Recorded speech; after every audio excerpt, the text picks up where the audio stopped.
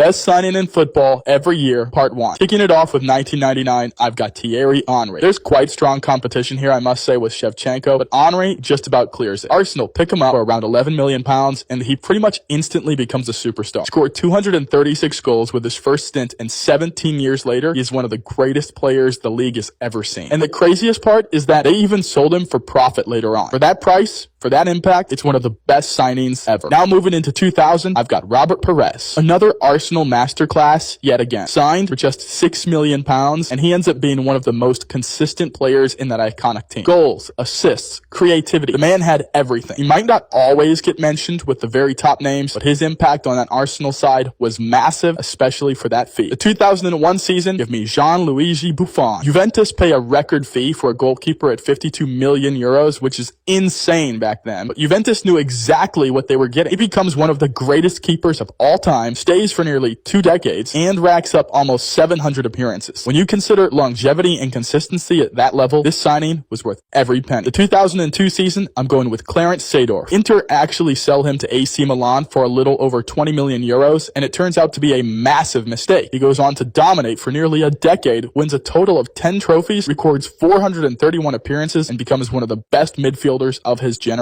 And to this day, is the only man to have won the Champions League with 3 different clubs.